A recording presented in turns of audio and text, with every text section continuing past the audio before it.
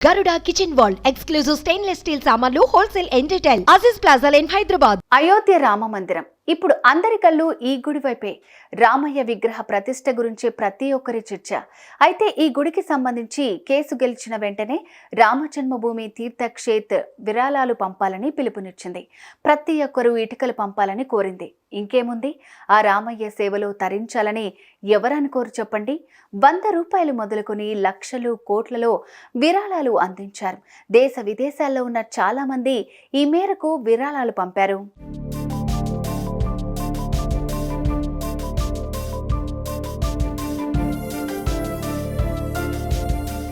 ఇక ఇప్పుడు చివరి ఘట్టానికి చేరుకుంది రామ మందిర నిర్మాణం. 2024 జనవరి 22న ప్రాణ ప్రతిష్ఠ జరగనుంది.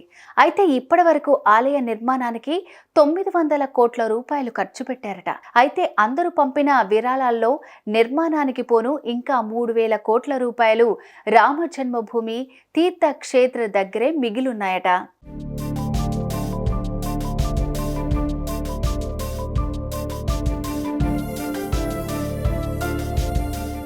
ఈ విషయాన్ని రామ జన్మభూమి తీర్థక్షేత్ర ప్రకటించింది.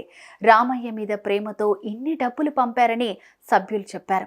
అయితే మిగిలిన ఈ డబ్బును పలు సేవా కార్యక్రమాలకు, ఆయా ఊళ్లలో గుళ్ల నిర్మాణానికి, తదితర ఆధ్యాత్మిక సాంస్కృతిక కార్యక్రమాలకు ఉపయోగిస్తామని చెప్పారు.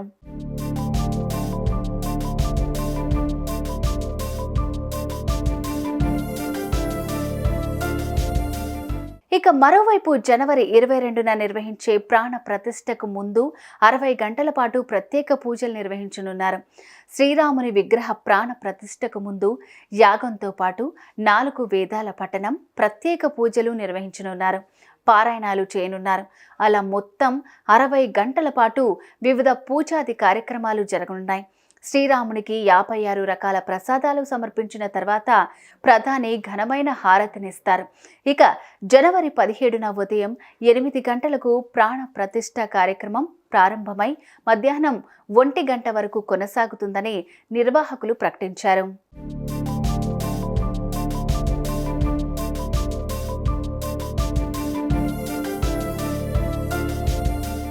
ఇక ఆ తర్వాత మధ్యాహ్నం 3 గంటల వరకు వివిధ పూజలు తిరిగి ప్రారంభమై రాత్రి 9 గంటల 30 నిమిషాల వరకు కొనసాగుతాయి. అయితే జనవరి 16 నుంచి 22 వరకు ప్రతిరోజు దాదాపు 10 నుంచి 12 గంటల పాటు రామాలయంలో పూజలు నిర్వహిస్తారు. జనవరి 22న బాలశ్రీరాముడు గర్భగుడిలో కొలువు తీరనున్నాడు. ఈ పూజాధికాల కోసం ఆలయ ప్రాంగణంలో పెద్ద ఎత్తున మండపాలు, హోమగుండాలు ఏర్పాటు చేస్తున్నారు.